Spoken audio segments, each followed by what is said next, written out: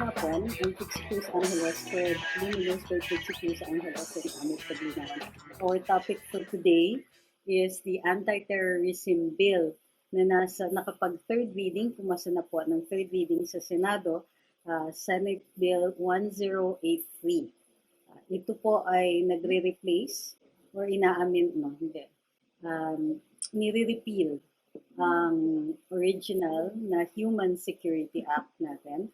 And this is a much more efficient replacement for that. Endorso po ito ng ating Armed Forces at ni Defense Secretary at sinertify ng ating Pangulo as urgent para pumasa na po yung House version. Inendorso po ng ating Pangulo yung Senate version. Ngayon, we are looking at the Senate Bill 1083 passed on third reading. Nandun po yun pinost po namin yan sa Luminous. Ito po, kasi there are two that are posted sa Senado, yung pumasa na po ng third reading ang i-discuss natin dito. Kasi this is what goes this one is the one that will have a counterpart sa Kongreso at inendorso ng Pangulo to be passed in full without changes or amendments. Okay. Ano ang pinagbago nito sa ating Human Security Act? Ang Human Security Act po, for example, allows an accused kapag suspect ka sa terorismo, 3 araw lang po maaari kang i-hold without being charged. After that, kailangan iharap ka na sa piskal or for inquest proceedings o kaya pakakawala na. The second, inamendahan yung Anti-Money Laundering Act. Ngayon po, maaari na po yung AMLC, hindi na magre-require ng tinatawag natin na predicate crime. Under the Human Security Act kasi, may mga crimes muna na kailangan ma-charge. Yung akusado for money laundering, kailangan merong murder, may probable cause for murder o yung acts that constitute acts of terrorism, kailangan may probable cause doon bago po magkaroon ng proceedings to freeze an account. So, kaya nakikita rin po natin dun sa Anti-Money Laundering Act, dun sa mga tao na na-charge for plunder, hindi po na-freeze yung mga accounts nila at na-withdraw yung pera bago po makaumpisa pa lang yung proceedings. Kasi kailangan ma-charge na sila with a predicate crime. Ano po yung nagbago? Well, the definition of terrorism itself nagbago na rin. Simple lang yung mga acts that may cause death, widespread destruction, yung paggamit ng chemical and biological weapons, yung nuclear weapons, and so on. Ito yung mga acts, pero ang maliwanag dito ay yung intention para yung intention to cause widespread fear or to intimidate the government or to threaten the government or try to blackmail it for purposes of, for their own agenda. So, correct. Ang pinaka-common kasi, diba, naririnig natin ay yung nag-hijack ng eroplano tapos magde-demand na mag-release ng mga preso, mga political prisoners, mga ganon. Merong iba na magpapasabog, let's say somewhere, ng explosive. So whether or not may mamatay, whether or not meron nasugatan o nasaktan, yung mere act na meron sumabog, tapos may threat na o sa susunod, mas malala na yung mangyayari kung nagawin ito, o kaya pinalalaganap nila yung ideolohiya nila, mag-a-announce sila yung grupo mag-a-announce halimbawa na, o kami po yung gumawa nun para ipaalam sa buong mundo na we stand for a certain thing. Doesn't matter. So, yun po yung pinaka-characteristics terrorism. What else has changed? So, in definition ng terrorism, hindi na po nagre-require ng tinatawag natin na predicate crime para ikaw ay ma-charge ng terrorism. Dati, 3 days lang pwedeng i-hold ang isang suspect for terrorism. Ngayon, you can be held for up to 14 days nang hindi ka na charge, hindi ka hinaharap sa piskal, hindi nagde-determine ng probable cause at pwedeng i-extend yung 14 days na yon kung mag-a-apply po sa judge ng extension ng up to 10 days pa. So for a total of 24 days, maaaring ma-hold ang isang suspect for terrorism. Okay? Dati kasi walang ganon, 3 days lang. Dati, kailangan merong predicate crime, kailangan merong probable cause for those predicate crimes bago makasulong pa pumunta sa terorismo. Ano pa? So, anti-money laundering. Ngayon, hindi na pwedeng yung Anti-Money Laundering Council na lang po, pwedeng mag-imbestiga even without a court order at pwedeng mag-freeze ng up to 20 days ng assets ng isang tao if you're suspected of terrorism or ng organization if you're suspected of terrorism. At tapos kung gustong i-extend yon, i-apply na lang po ang freeze order doon sa Court of Appeal. Aside din. Okay, so dun sa Anti-Money Laundering Act kasi, tinanggal na po yung need for predicate crime, tinanggal na po yung need for anything else para magkaroon ng freeze assets. Doon pa lang po sa Anti-Money Laundering Council, maaari na kaagad na ma-freeze yung account ng isang tao even if there is no probable cause. Ano pa ba? Anti-money laundering, yung extension, yung of course yung penalties, no? So mas mataas ang penalties ngayon. Naka-define yung crime. Tapos pag doon sa, you can also be charged of accessory, inciting, conspiring to commit terrorism. Mas mababa yung penalty of course for terrorism, pero it's still at least up to 12 years. Ngayon, ang pinakalang pinoproblema ko na provision, everything else hindi ako nag-worry kasi dapat lang this if you're going to create a law para to be able to may panabla tayo sa mga terorista. And remember, terrorists don't play fair. Okay? They're not going to hindi sila magpapakilala kagad. They work in secret. They work in secret. They work usually in what we call terror cells. Okay? Mga hindi sila magkakakilala, mahirap malaman kung sino sila. And they do this because usually kukunti lang sila and it's a way of maximizing resources and preventing themselves from getting caught. But like I said, they don't play fair, so they plant bombs. They don't care kung ang masasaktan ay hindi military. Kasi usually we expect, yung mga military natin and police, we expect them to fight using violence. They use force against force. So ready sila. But terrorists also attack a civilian population. Because they need to do this in order to spread terror. Kaya po, very extreme rin yung mga penalties na nire-recommenda natin para dito sa mga terrorists because they don't care. Usually, pag nagtanim sila ng bomba, to whom it may concern yan. They don't care kung may asawa at anak yung mapatay. They don't care if that's a 6-year-old. They don't care kung matanda na yung biktima nila, wala silang pakialam. To whom it may concern, bahala na si Batman. So pag nilagay nila yan, they'll put it in areas where a lot of people congregate, like airports, train stations, mga ganyan. Pagka may mga crowds, maglalagay sila dyan. And they take advantage of even calamity situations. So halimbawa, nagkakagulo ang mga tao, let's say ganito, may pandemic, maaari silang manamantala dito sa sitwasyon and in order to carry out their activities. Like I said, they don't play fair and so we must set up laws na stringent, na stricto kasi ang kalaban natin dito, hindi patas ang laban. Hindi tayo lumalaban sundalo sa sundalo. Mga nagtatago ito, mga willing silang pumatay at manakit ng mga civilian, willing silang mag-target ng mga helpless in order to get their message across. So, opportunist sila. O, totoo yan, Ma'am Annie. They will maximize. Also, most of the time, terrorists want a lot of coverage to go for extreme crimes. Normally go for extreme crimes. It doesn't mean that the lesser crimes, if walang namatay, hindi yung terror act. The point is they want to spread fear.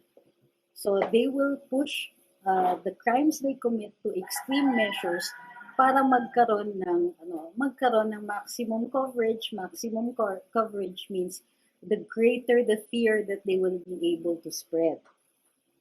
Okay? Ano pa, yung mga covered dito. Yung mga participants to an act of terrorism, financing, accessories, people who help cover up the crime kahit hindi sila mismo kasama dun sa crime, people who assist in the commission of the crime, people who provide materials, even people who will provide kasi necessary minsan yung publicity. So if you help a terrorist organization or terrorists to commit their crimes, then kasama po kayo dun sa asunto. Either kasama kayo sa conspiracy o kasama kayo dun sa act itself, or you are an accessory, or you are inciting to commission of a crime, etc. So may mga measures din po against, dinagdagan po yung mga participants to a terrorist act. In fact, knowledge of the terrorist act, knowledge beforehand, is also going to be punishable. So, importante po ito. Normally kasi sa ating mga criminal laws, kapag hindi ka, alam mo yung crime, pero there's no requirement to report. Now, for crimes of terrorism, oo. So, providing material support ay kino-consider na part ka. Individuals, yan no, provide material support, association, any of the acts punishable, for any of the acts punishable, knowing that the organization is committing or planning to commit such acts, shall be liable as a principal. So, pag nag-provide ka ng material support, it's the same, even if you don't participate in the actual crime itself. Okay? Pati foreigners who are participants to this crime will be liable for it. Ngayon, ano pa? Binago din dun sa Anti-terrorism Act dito sa bago, ina-allow na po ang wiretapping. Kailangan lang po kumuha ng parang search warrant or a warrant for wiretapping sa hukuman. This is ex parte, meaning only one side is going to be heard. Normally po, ang proceedings sa mga hukuman natin, dalawang partido ang naririnig. Pero dahil sa nature ng ganitong klaseng warrant, it's like a search warrant, hindi kailangan madinig yung isang panig kasi necessary yun para makuha natin yung ebidensya. So in this case, wiretapping is going to be allowed basta mayroong procedure na in-identify dito, kailangan lang ng mga judicial authorization. Ito ba yung mga nagbago? So, holding the definition of terrorism, the participants in terrorism, the Anti-Money Laundering Act has changed, the Anti-Wiretapping Act has changed, the period for holding a suspect has also changed. Hinabaan po yung period. So, nilagyan din naman po ng mga penalties para dun sa mga mananamantala dun sa wiretapping na to, hindi pwedeng i-keep yung ebidensya at these have to be destroyed particularly kung walang mahanap na ebidensya against the people you have wiretapped. And it is only for a limited period. Okay, mga 1 to 2 months, if I'm not mistaken. So, pagka the material falls into the wrong hands and that person uses it for any other purposes, mapahiya, for blackmail, whatever, yan po ay punishable din. Okay. So, ang pinaka-worry ko lang dito is yung threat. Threatening to commit a terrorist act. Regardless, dito kasi sa anti-terrorism bill, the terrorist act is defined through its intention. So may mga acts, destruction, death, etc. Intention is going to be important. So para doon sa mga hindi abogado, intention po can be proven. It is not just the state of mind. it becomes manifest through certain actions. So, yung mga ano, and it's difficult kasi for lawyers to explain this because most of the time it is through actions and it will depend on the situation kung paano yan papatunayan. But I assure you na papatunayan po ang intent and in most cases madali lang po. Pagka ano, sa litigation, lawyers can do that with their eyes closed. But in the case of threats to commit a terrorist act, wala pong nakalagay na intention doon. The point being is that you should not utter threats like this easily. Para lang siyang mga bomb jokes in the airports, whether or not you intended to do the act, even if it is a joke, it is going to be punishable. I think ang purpose nito is to address yung mga madadali magbitiw ng mga threats. So, mas ang penalty nito, it is up to 12 years or 12 years imprisonment. Let's see, the restrictions, anti-money laundering. Uy, na-cover natin lahat. So, balikan natin ulitin lang po natin yung mga changes or yung mga recommendations here. The execution of this law is through the Anti-Terrorist Council. Malaki po yan, ang daming mga kasama dyan, including the National Intelligence Coordinating Agency and a lot of other agencies are going to be involved in this. So, there's a council, sila po yung mag-i-implement ng batas na ito. They can work with law enforcement agencies. They make the applications for search warrants. They make the applications for surveillance. They make the applications for freeze orders sa anti-money laundering. So, ang purpose nito is to combat terrorism. So, there's a council also that's created at itong council na ito ang magpapatupad ng batas. May reportorial functions din to kailangan nagre-report sa oversight committees ng Senado at ng Kongreso. It also says that specific courts will be created for this purpose. I-designate ang ilang mga branches para lang dito sa mga terrorism acts. Ako personally, ayoko nang may na-identify na isa lang ang hukuman na gano'n. Tataas kasi yung mga threats against those judges. Maganda yung nira-raffle na lang. Kasi dati, may mga special courts for heinous crimes at saka yung mga drugs courts. At yun ang mga judges doon pating na-target were threats and acts of violence. So hindi ko nire-recommenda itong mga special courts. Gayun pa man, let's see how it works. Posible rin namang mabago pa yung ibang mga provisions na ito. So yun lang ang mga concerns ko, yung threats at saka itong special courts na dinedesignate para dun sa paglilitis, sa pagdinig dito sa mga crimes that are identified as terrorism or violations of the Anti-Terrorism Act. Okay, questions? So, may mga tanong. Marami nagbabati po. Gandang hapon sa lahat ng nanonood. Lalo pala nito so, yung mga nagsasabing covered din po ba yung mga posts sa FB na gustong ipapatay ang Pangulo? I think that would be covered, yeah. Kasi walang nakalagay na limitation. So, it will depend on how you argue. Wala naman nakalagay na hindi kasama ang mga nakalagay sa social media. So, yeah, if ang purpose is to threaten the government or to threaten the president, then yeah, it might fall under terrorism or inciting to sedition. It will depend on the intention. Let's just clarify certain things. Like, nasabi ko na ito earlier on dun sa tambayan, ang New People's Army po is not yet designated as a terrorist organization. Nililitis pa po siya sa trial court. Nag-file po ng reklamo para din sa recognition na ito. Ang DOJ, wala pa pong pronouncement yung ating mga hukuman. So yung pagbibitiw natin na terorista yan, etc., you have to understand when it is rhetoric, meaning it's not a legal pronouncement pag sinasabi natin this is a terrorist organization.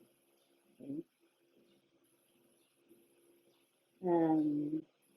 Sabi ni Mario Ildefonso Banasihan. So sad mga vloggers pa nagpapaliwanag ng anti-terror bill ni wala ka marinig sa official communication agencies ng government.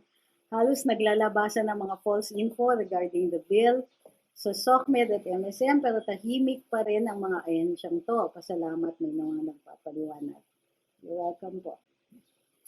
Sabi ng iba, ng mga konto dito, sabi ni Bambit Gerland, kahit daw nag-gather lang for a meeting or party, pwedeng pasukin ng pulis, saying illegal ang gathering, pwedeng warrantless arrest. Hindi po nakalagay yan. Maliwanag po sa Section 4 ng Senate Bill 1083 that activism, associations, rallies, etc. are not considered terrorist acts. Hindi ko alam po kung saan nanggagaling yung kanilang mga pronouncements na pati yung mga ganito, pati yung simpleng activism magiging considered terrorism. Of course not.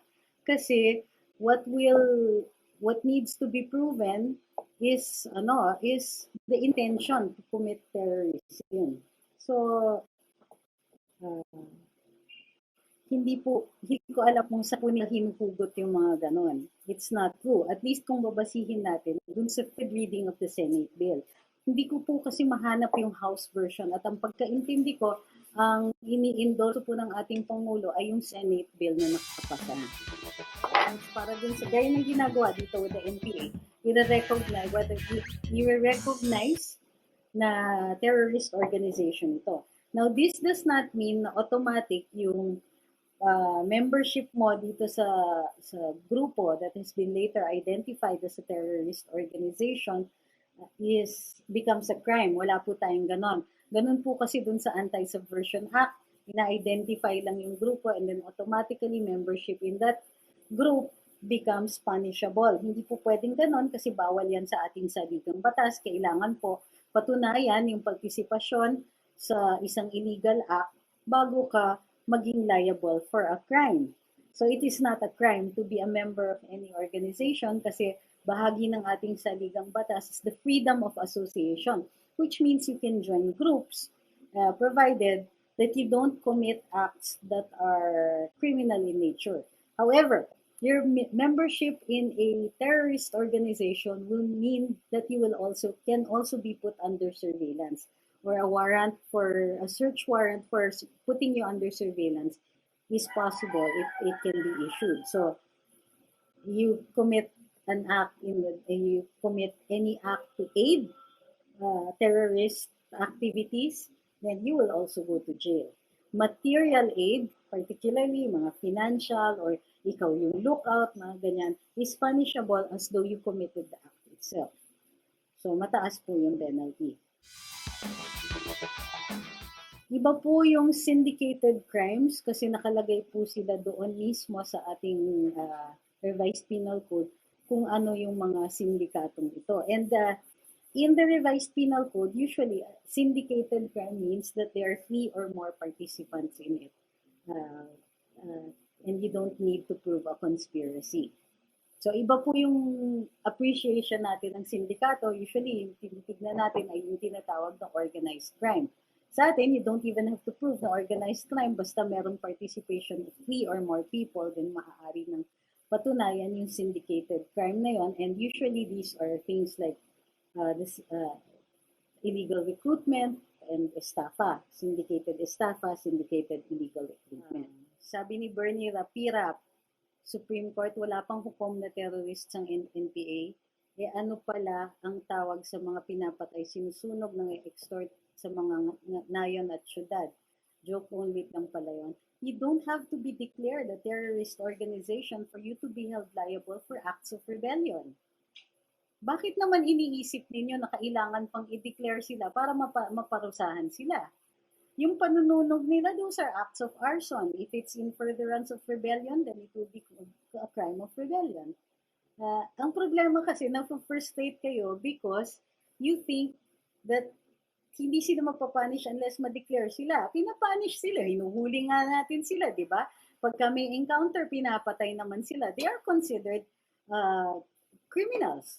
So, why are you angry? Di ba? Bakit sinasabi ninyo, yung mga nagbibitiw, ang dali-dali magbitiw ng sinasabi, joke lang pala yung ating yung ating batas. I think that you need to be part, or you need to see for yourself that the criminal justice system does work. And if you see that there are exceptions where it doesn't work, then I would like to point out to you these are exceptions.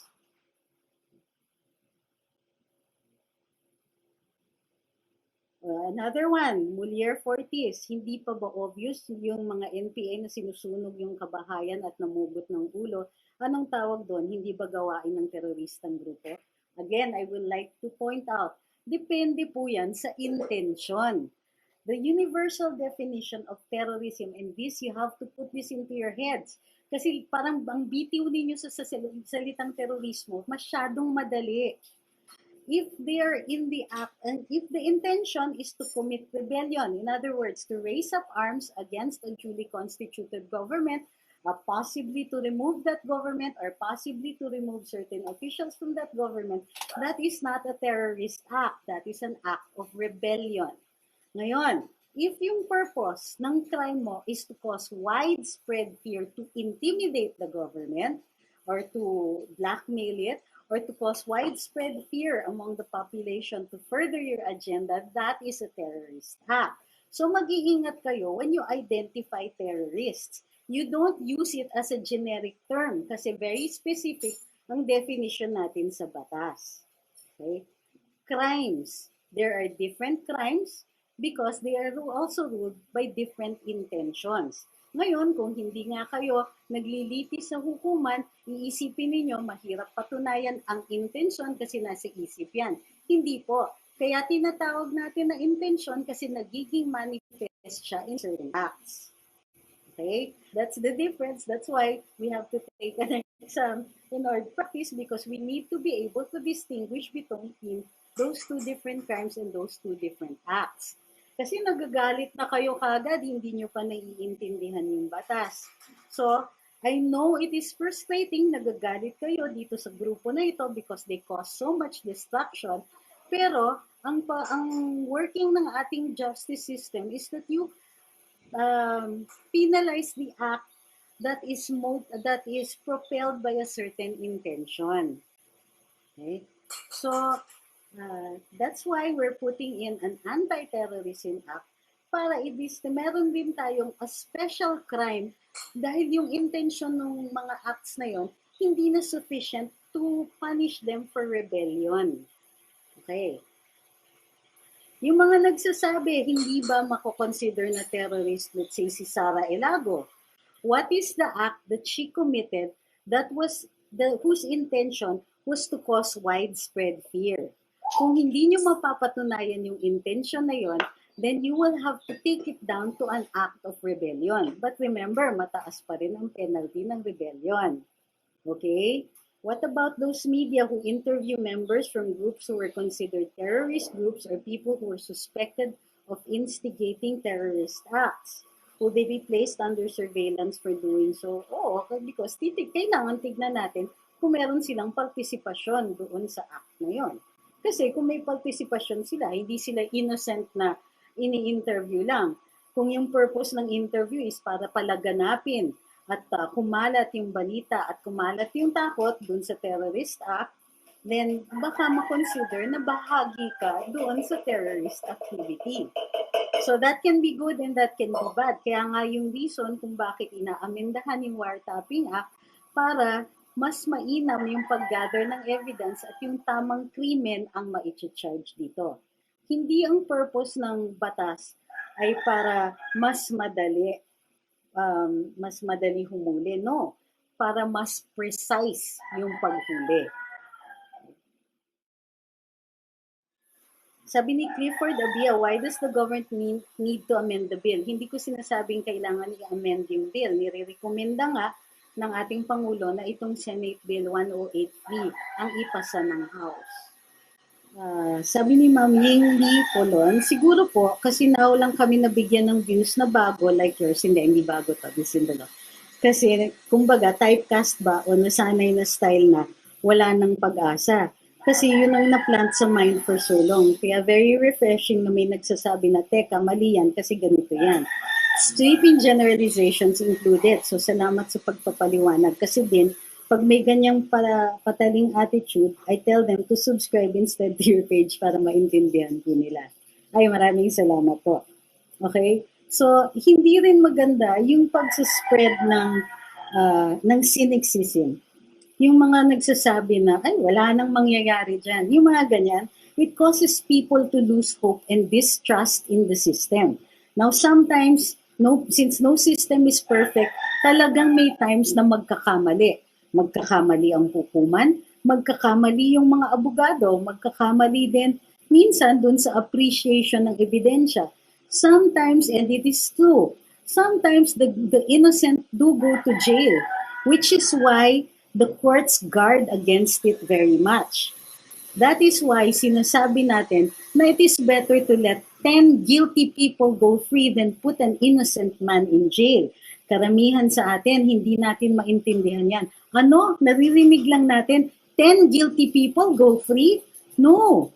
The worst thing you can do is to put an innocent man in jail. Wala siyang ginawa, pero mapapunish siya.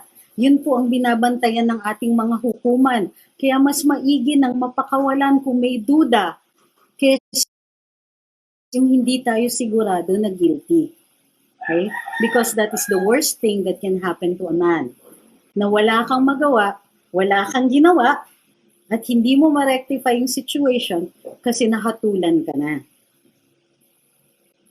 Sabi ni Ma'am Annie, agree, ang iba talaga hopeless na siya sa mga comments nila, nakakabahala minsan. Oo, you know why? It is so dangerous, it is so easy to spread distrust with the system. It's so, and that's how the rebels do it. That's how lumalaki yung insurgency.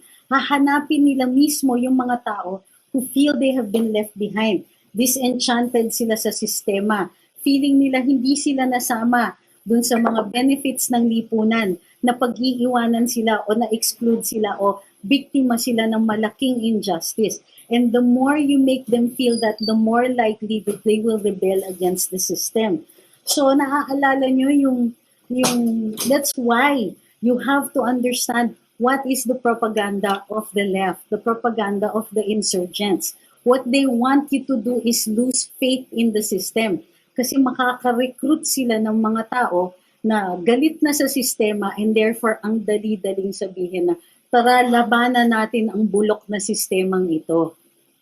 Okay? So you have to guard against that cynicism. What we need to do is always help to make the system better. Hindi pwede yung give up na lang ako, ayoko na nito, walang pag-asa kasi corrupt yung mga taong yan, ganyan. No. We have to, if there is somebody corrupt, you identify that person, you identify the corruption, you identify the blame.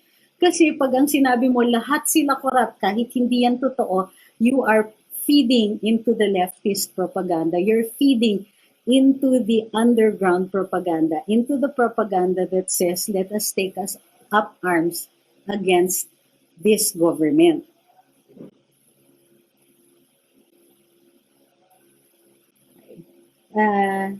Thank you daw for, sabi ni Ma'am Nina, very clear explanation. Sabi ni Patrick, question lang, what are some misconceptions about the bill and why are people against it? I was hoping that you guys tell me. Ang nakita ko lang kasi yung mga nagsasabing, hala, ang activism pala, punishable na. Hala, yung, magko-congregate lang kayo, consider na act of terrorism na. Hindi, maliwanag yan dun sa Section 4, Intent Rules.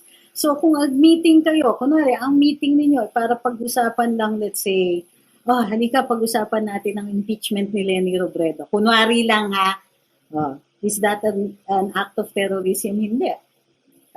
Or what if we're talking about filing charges against somebody else? What about, we're talking about gathering evidence against certain people? Would that be considered a terrorist act? No.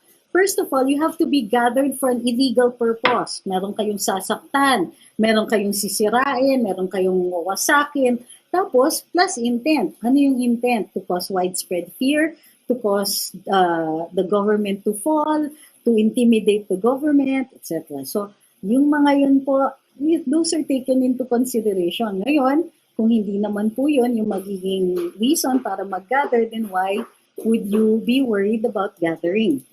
Diba? Sabi ni Ruel Abenes, totoo bang pag naipasa ang anti-terrorist bill, bawal na murahin ng mga politiko? Ang bawal is to threaten anybody with acts of violence that can be considered as a terrorist act, regardless of intention. Yun po ang nandun sa threats, I think section 5 or 6. So, that's why I was saying earlier, ito yung isa na kailangan yata natin i-refine pa o bantayan para hindi siya magiging oppressive sa freedom of speech. Paano yung pinangalanan mo ang public officials with regard to certain acts but based on news or hearsay that would be considered as an intent or activism? Hindi rin po. That's freedom of speech.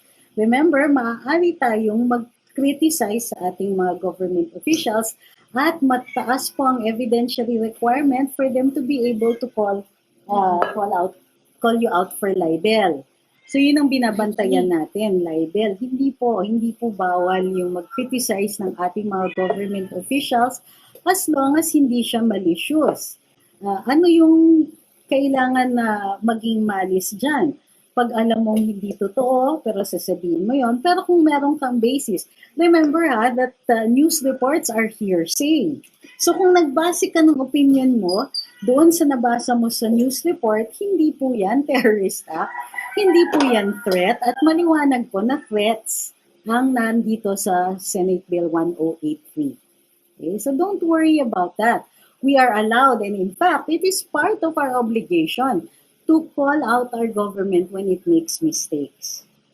Walang perfect. So lahat dapat libre ang mag-criticize. Now, sometimes we will make mistakes. Kung ang mistake natin hindi naman deliberate at may good faith naman, walang malis, then you should not be worried that you committed a crime. Watching from Saskatoon, Saskatchewan. Hi, si Sir George, Saskatchewan. Sabi ni Cyrus and Celan, natawa nga po ako kasi I've been reading the post of my friends saying that activism and mass protests, then kung tinatanong ko kung ano yung basis nila, they say they shared Rappler's junk terror bill petition. Kailangan po nakalagay kung anong specific provision ng bill. Pero ang feeling ko masyadong maaga, baka nag-umpisa lang sila dun sa junk terror bill bago pa umabot dun sa third reading. Kasi ang binabasa ko po, yung nakalagay dun sa Senate website, Senate Bill 1083 third reading. So, yun po. Yun po ang ginagawang basihan natin for this review. Kung yan po ang maipasa at yun ang sinasabi ng Pangulo na ini-endorso niya dun sa Kongreso, then, well, very good. Kasi ang concern ko lang naman is yung special courts at saka yung threats masyadong malawak. Yes, Mikey is a very black cat. Mikey, who's Mikey? I can hear him. Where is he? Here with me. Mikey's with you? Yeah. Okay. Ano pa ba? Remember, pwede rin kasing baguhin pa ng ating Kongreso itong bill, although ini-endorso ng Pangulo, is Senate Bill 1083. So hopefully, it is Senate Bill 1083 on third reading. Kasi yan nga po yung pumasa sa Senado. Kung ito po yung ini-endorso, then I see only very few problems. Kailangan lang nga pong i-refine yung sa threats. At saka sana hindi naka-designate yung mga special courts. Kasi it places a lot of our judges in possible peril. Not sure. Pero ganun po yung nangyayari kasi noon. Tinatanong ni Clifford, ano yung effect ng bill towards the military or police? Hindi ko po alam. Well, it gives them an additional crime that they can investigate further. Kanina po ko pa antay mabasa yung tanong. Sabi niyo, yung acts ng mga leftist students na nanununog, sinagot ko na po yan. Kung nakinig po kayo earlier on, sinasabi ko, hindi po basta-basta pwedeng tawaging terorista any organization, not even the NPA yet until it has been judicially declared. Ngayon, ang acts of terrorism, ang governing dito is the intent to cause widespread fear. So kung yung purpose ng panununog is in consonance with an act of rebellion, the raising of arms against the government, then in fact, that's easier to prove kasi wala kang kailangan patunayan na intention, then that is the crime. They are rebels, not terrorists. May difference po yan. At yun nga po, ang effect ng paggawa ng Anti-Terror Act. The Anti-Terrorism Act doesn't automatically consider all the acts listed there as terrorist acts. May napatay during an encounter. Ano yung purpose ng encounter? Is it to cause terrorism? Or is it simply an act of rebellion? Ngayon, ano yung effect kapag dineclare ka na terrorist organization? Ma-establish po, magiging presumption yung intent to cause widespread fear. Ngayon, on the defensive na yung organization to disprove that the acts were terrorist acts. So, nababaliktad yung yung burden of evidence. Paano po pag minors nag-commit ng acts of terror, can KICO law be applied to them? Depends on how minor is the minor. At 15 po, if you're acting with discernment, then i-consider pa rin. Ganito, kung minors, it should be considered, but it's not the case, considered aggravating against the people who use them. Yun yung kulang dun sa batas ni Kiko, ni Senator Paglinawan. It should have been considered an aggravating circumstance against the adults who use children. Please take note that I am in favor of the Juvenile Delinquency Act. Hindi ako against it. Yung sinasabi ninyo na, ayan, kasi ginagamit yung mga bata para mag-commit ng crimes, bakit yung bata ang kinagagalitan nyo? Hindi ba dapat nagagalit kayo dun sa mga adults who know what they're doing, get away with it? Ngayon, a lot of the misconceptions of the Juvenile Delinquency Act are as a result of the failure of the PNP to completely execute the law. Kapag there is a minor in conflict with the law, kailangan i-turn over yan sa DSWD. Pag kulang ang facilities, they usually return to the parents pero dapat binabantayan ng barangay. Dahil po hindi masyadong na-appreciate itong mga finer points ng batas, it doesn't work. Okay? Pero it is not the fault of a minor because the decision-making capacity of our brain, according to the psychologists, hindi po basta ginawa yung batas na yan, is still imperfect. Kumbaga, wala pang capacity to make decisions the way an adult can make a decision. Okay? Some people say, sabi ni Verdadero Sambangueno, what is disconcerting about the bill is the implementation. They say it does not guarantee enough safeguards from abuse that will implement it. I think that's putting the cart before the horse. How do you know? What is it in the law that automatically says to you it's going to be abused? Ang daming ang safeguards. You can't wiretap without a warrant. You cannot freeze an account without the AMLAC, and it's only for a limited period of time. You cannot hold beyond 14 days without going to court for an extension of 10 days, and beyond that, hindi na pwedeng i-hold. Okay? Ano yung kinatatakutan nila? Ako, if I was going to be worried, I would worry about things like manufacturing evidence. Pero, nakuhuli po yung mga ganyan. I suppose, if you were, and ako, I have been a defense counsel for most of my life. My worry is that the state gets more powers, but that's what the lawyer is for. Your defense counsel stands between you and the vast powers of the state. Moral of the lesson, get a good lawyer, don't commit crimes.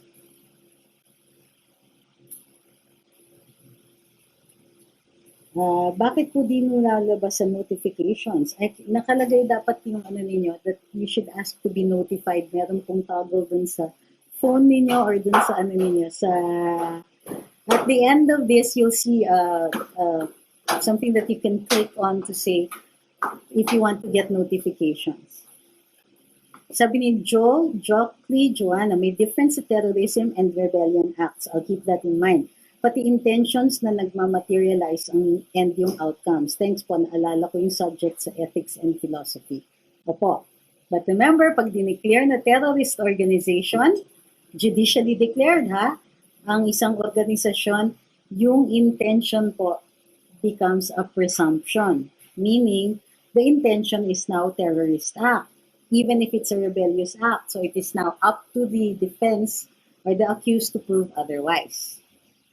Sinong nagpo-photo ba? May anak ko. Sabi ni Ma'am Annie, walang proper facilities yung mga LGU para sa mga juvenile delinquents, kulungan for adults ang meron. That's why it becomes an excuse not to detain a minor.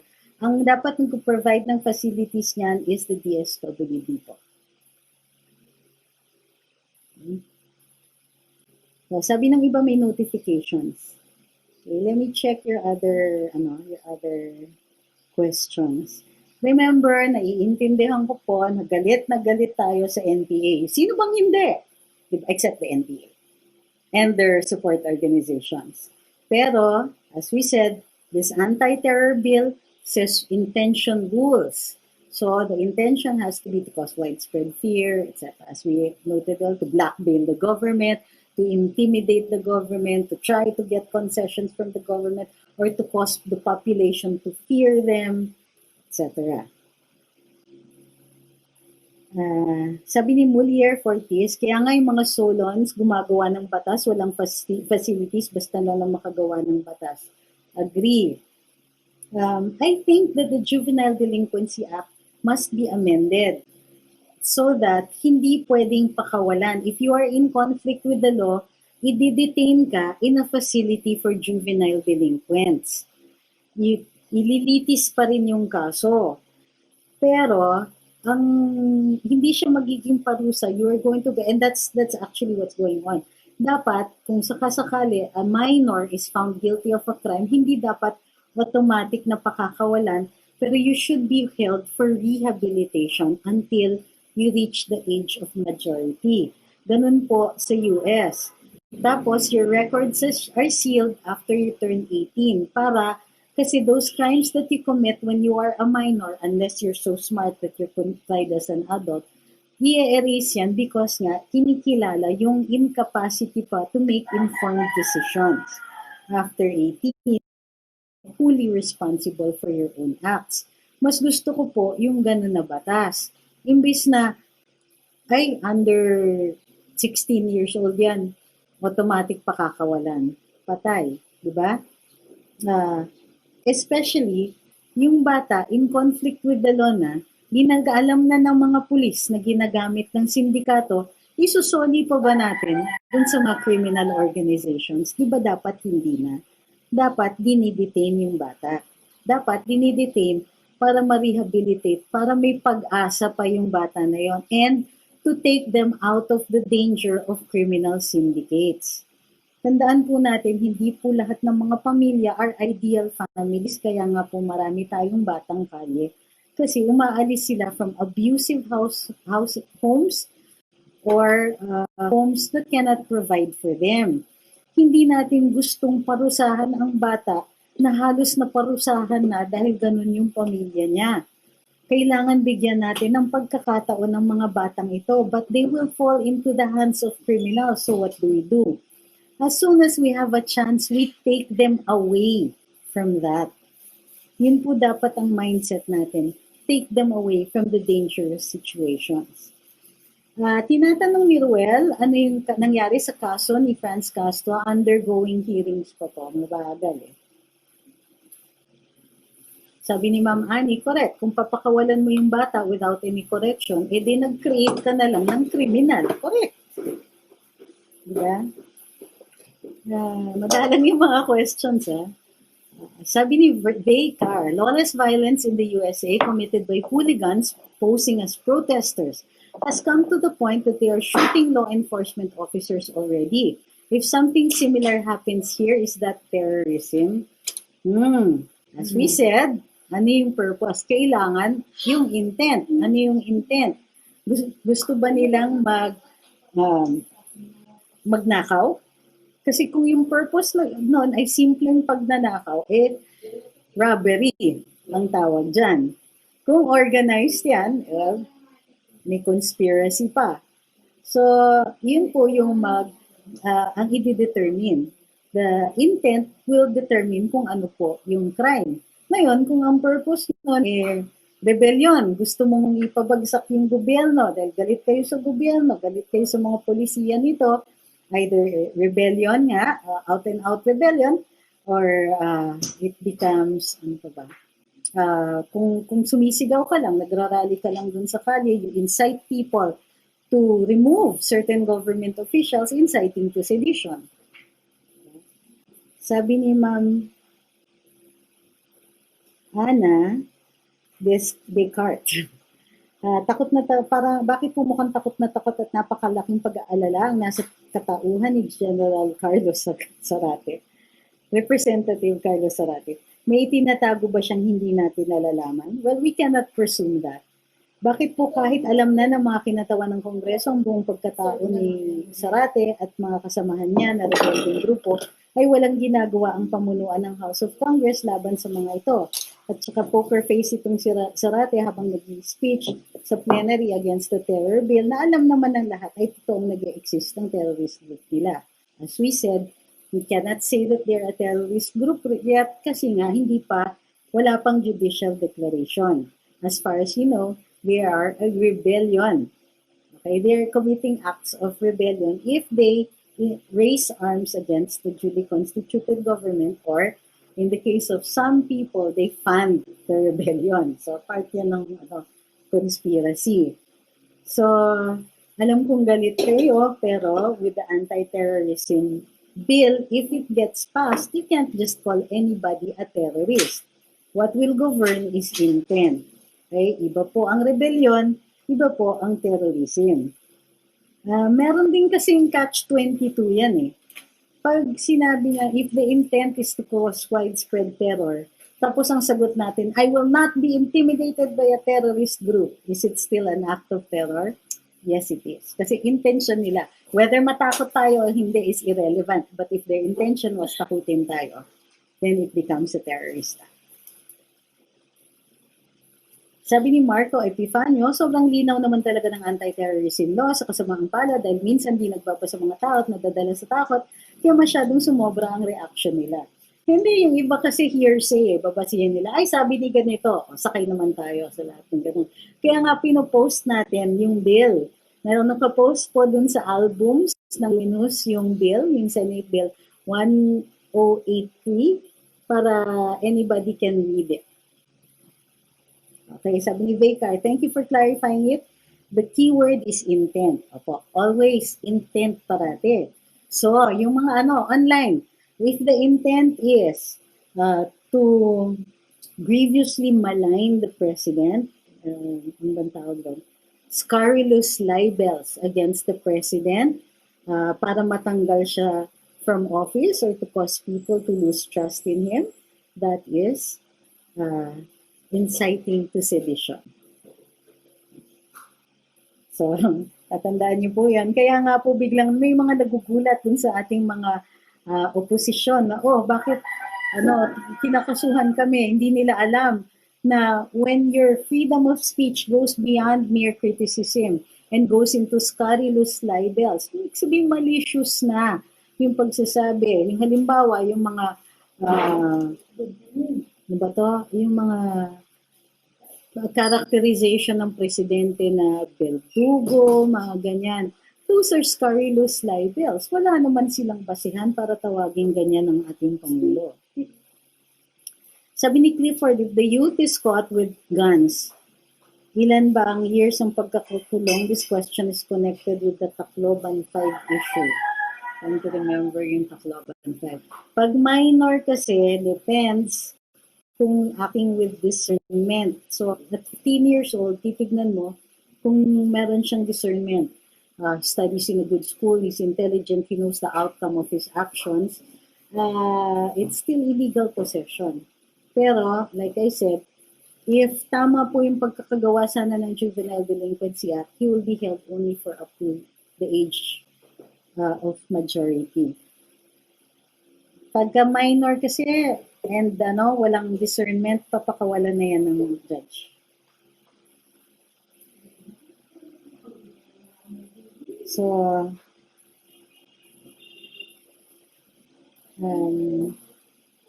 sabi ni Polly Sander, takot po si Attorney Chaldrocno sa anti-terrorism bill. Baka parang di po siya nag-agree sa inyo.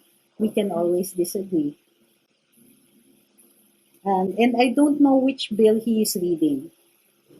So, sabi ni Flor de Lis Richel, paano yung mga nangaw ng HEPA, sabi nila wala na daw freedom of expression kasi anything na daw yung criticism sa government, pwede na daw kasuhan. Hindi ko po alam kung saan sila humuhugot ng ganong klaseng salita. Wala pong basihan yan.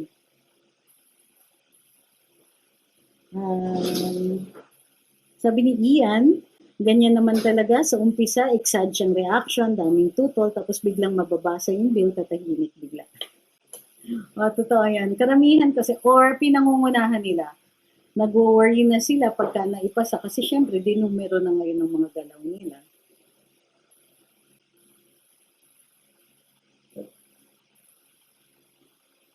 Sabi ni Lisel, naming a public official for graft without documentation to prove it but based on spider senses, is that considered libel po? Kung wala kayong basihan, baka makonsider na may malis yan. So mag-iingat din tayo. Hindi basta-basta magsasalita ng ganun. Oo, importante yung spider senses, pero importante ang ebidensya.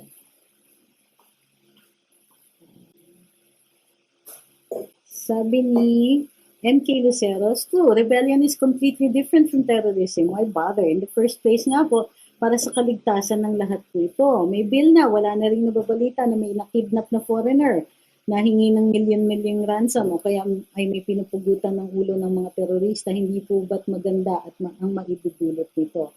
You're talking about what we call the deterrent factor of the law. Oo, agree din naman ako doon. Kaya nga po tayo, yung ibang mga batas natin, nilalagyan natin ng matataas na penalty para magkaroon ng deterrent factor. Yung isipin. Kaya yun yung purpose din kasi ng death penalty. Kakabahan ka, matatakot ka kasi nga death penalty, mataas ang penalty.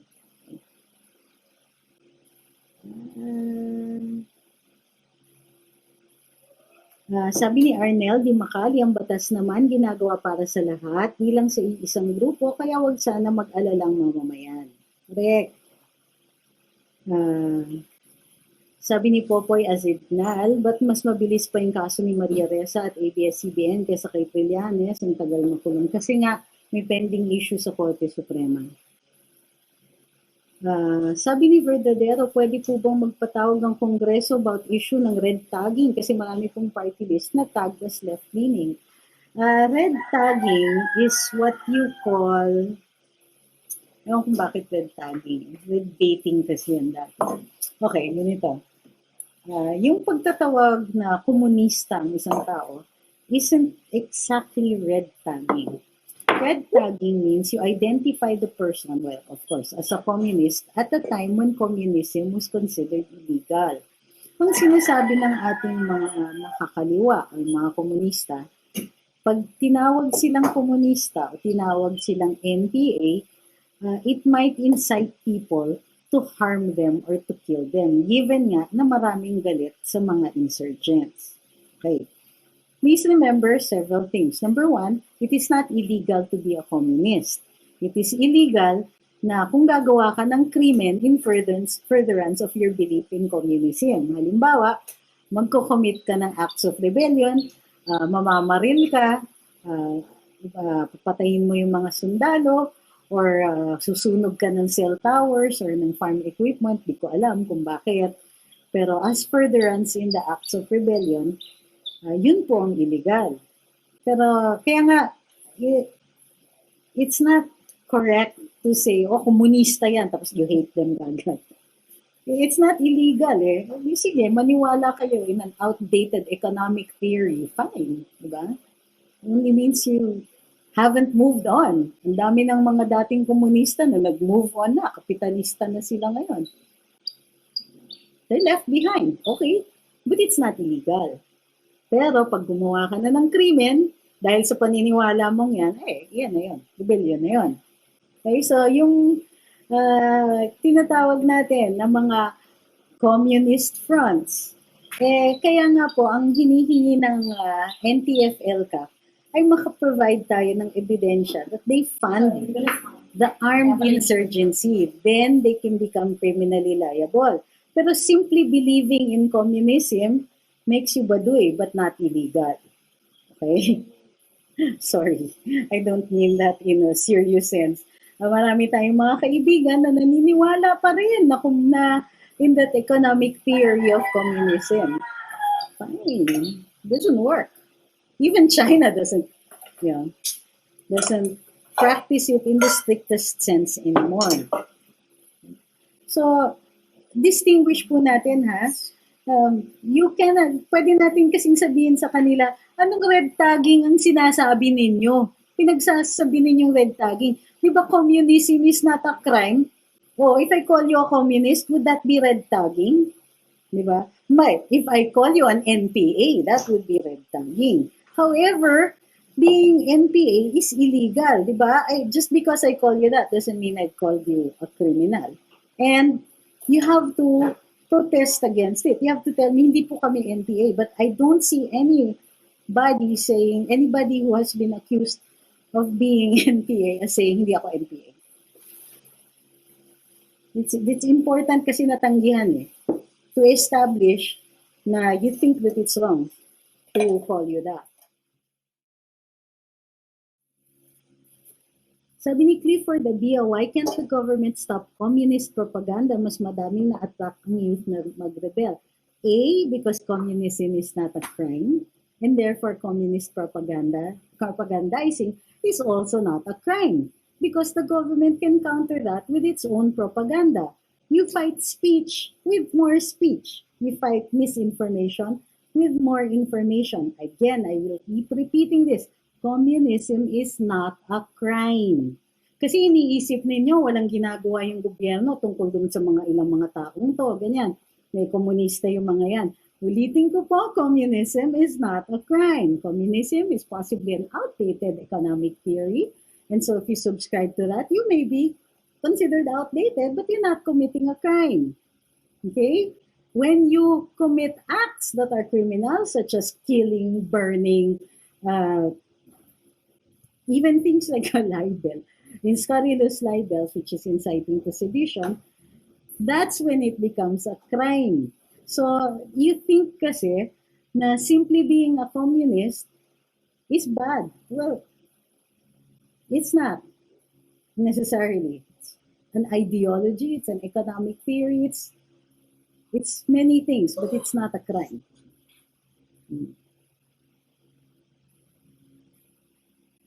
Yun, sabi ni Christopher Torno, kahit yung mga communists tanggap na illegal ang NPA. The irony of it all, di ba? Kaya nga ayaw nilang ma-identify na NPA sila.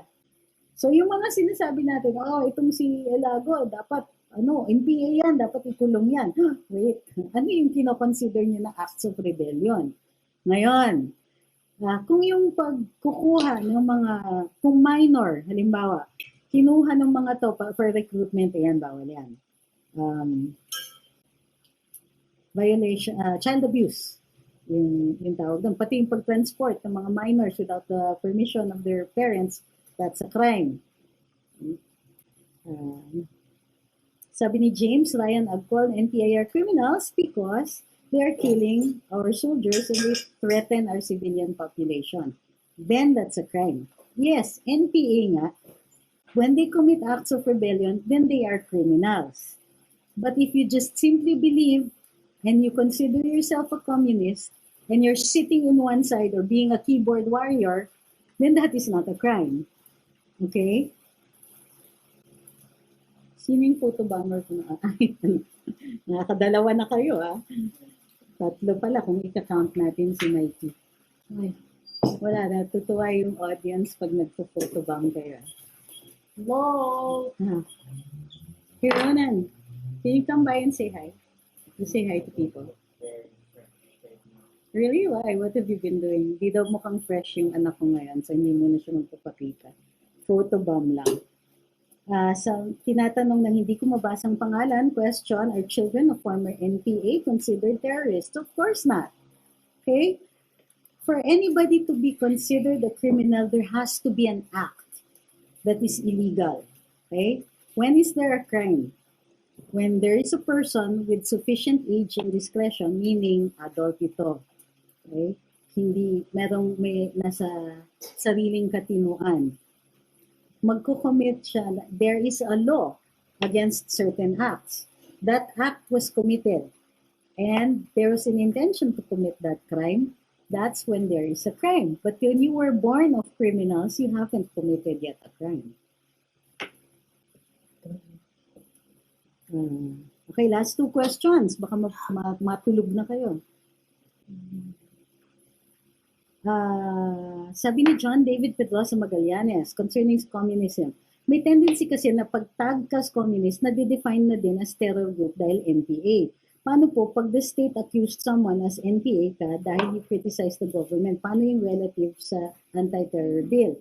First of all, like I mentioned earlier, hindi po na-declare na terrorist organization ng NPA. Ngayon, assuming that it is considered a terrorist organization, what it establishes is intent, or it makes a parang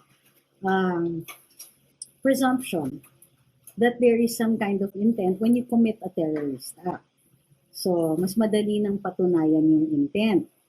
Ngayon, if you were accused of being a member of a terrorist group by itself, it doesn't establish the crime of terrorism. There still has to be an act. Pinatay, may sinaktan, nagtanim ng bomba, nag-cause weapon destruction, gumamit ng nuclear weapons, gumamit ng biological or chemical weapons, etc. Dun sa acts ng mga enumerated. So you have to have an act. Ulitin ko po. There has to be a person with sufficient age and discretion.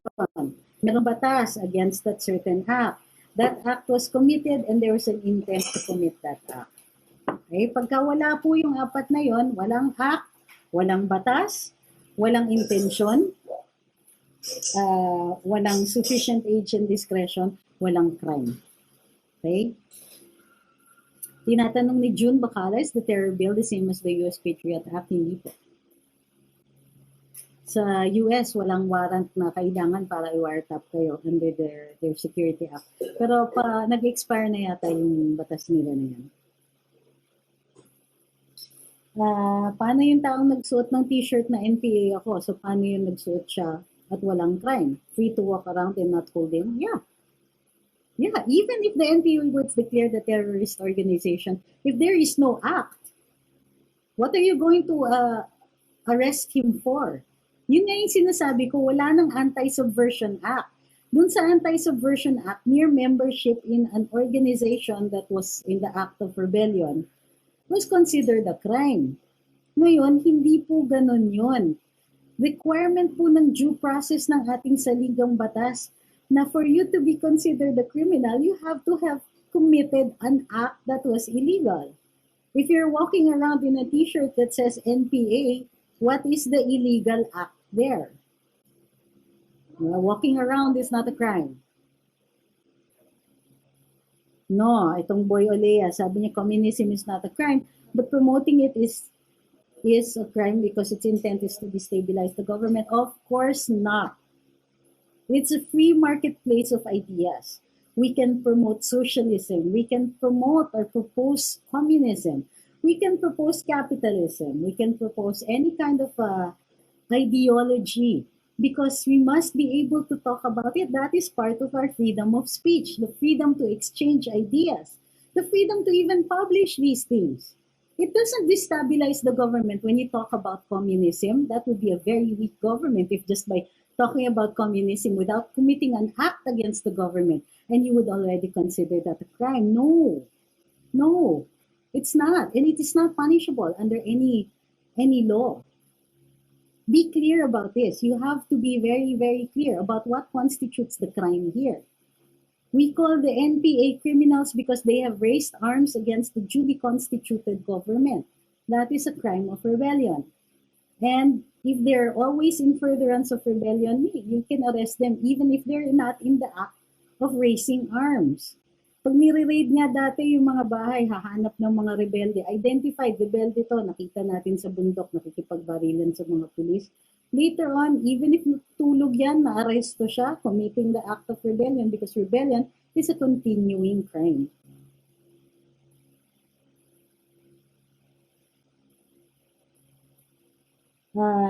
Ano po ba daw ang meaning ng CCP, the Communist, no, CPP po. CCP, Cultural Center of the Philippines po. Alam ko po yung NPA, dito po ang NPIN permanent address. Di po ba crime yung pagsusunog ng businesses? Di nagbigay sa NPA, yung paghihingi nila ng pera sa probinsya, pag di binigay, sinisira. Opo, crime yun. Kaya nga po illegal kaya nga po inaaresto yung mga rebelde. Ano yung mga other crimes? They can also be charged with common crimes kasi minsan mas mataas ang penalty. Kakasuhan sila ng arson, kakasuhan sila ng rebellion, kakasuhan sila ng malicious mischief. Bakit tinatanong mo, hindi po ba crime? It's a crime, yes, but it's not a terrorist act yet. Kasi wala pang declaration. Well, under the Human Security Act, pwede, if yung purpose nga niya is to cause widespread fear. Again, intent.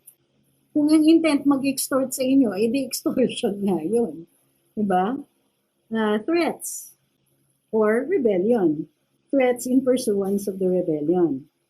Oh, loud. Sabi ni Polly, pag na-meet yung 4 na conditions, guilty ka sa criminal act, only you will be arrested, not the entire group, kahit NPA kayo pare-pareho. It depends on what the acts are that the others committed. Kung may conspiracy kayo, edi kasama lahat.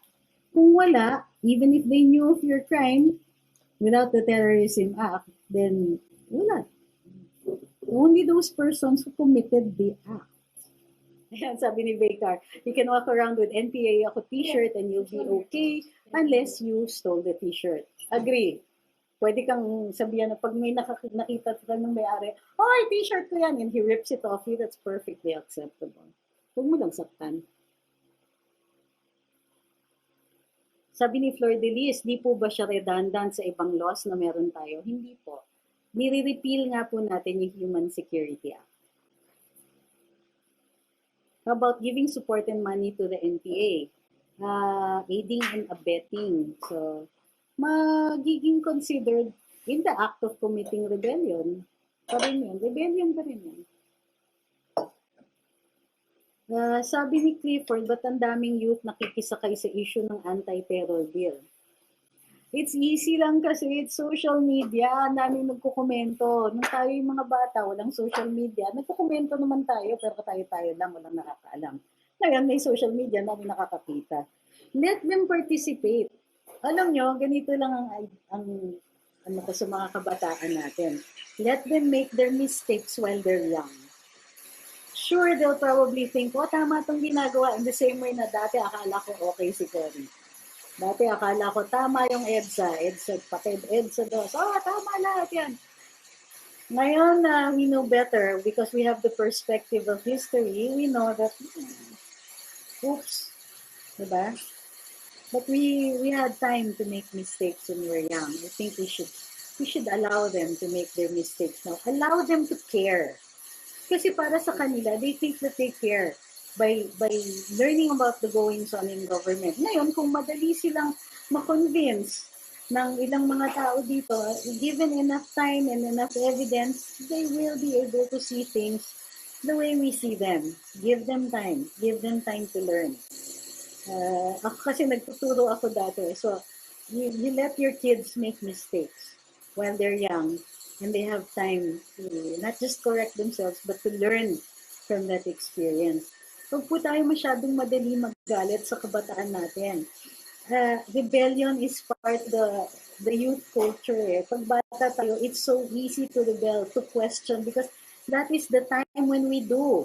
You question our elders kasi pa natin nakuha yung benefit ng experience nila when we're young.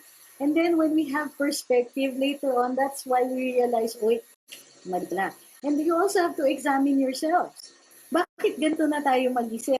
Kasi we have the benefit of experience. We have the benefit of the time that has passed where we had more time to study, more time to learn or time to be exposed to other ideas. Ang kabataan, hindi pa nakakaabot dun sa ganun na punto. Let them learn. You need to get angry at them. Pero, tama naman, nasuwayin natin dun sa wag silang mag-commit ng mga paglalapastangan sa batas. Sabi ni Ma'am Annie, naku, para kang si Lola ko. Sabi niya sa tatay ko, hayaan niyo yan, wait for her, nakagatin niya yung elbow niya para madala. Diba? Some kids learn by experience, some kids learn dahil nasabihan lang sila. So, yung energy that is spent getting angry at the youth. A lot of them, they have to go through it. And I think we should let them. I think that sometimes you have to admit, sometimes they have the energy to be right also. Let them be right. Let them be wrong. As long as they're not committing any crimes. Let them be. Ganun din po sa mga salungat ng mga idea na nakita natin. Para hindi masasabi nating mga katunggali, mga oppositors ng gobyerno.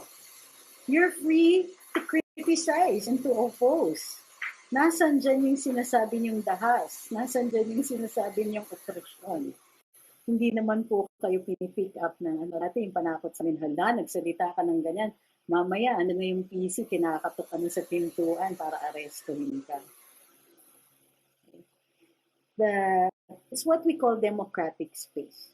Bigay po natin sa kanila yan. Bigay po natin kahit dun sa mga katunggali natin. Kasi that is the very argument against their argument na, di ba? It's the best evidence dun sa sinasabi nilang oppression. Di ba? The fact that we let them just talk. We let them because they're part of the democratic space also. Maraming salamat sa pagsubaybay ito sa live natin ngayon. It's more than an hour. Maraming salamat sa lahat ng nag-like and share. Para dun sa hindi pa nag-like and share, like and share naman po tayo. This is the exclusive copyright of Luminous by Trixie, Cruz-Angeles and Ahmed, Paglinawan.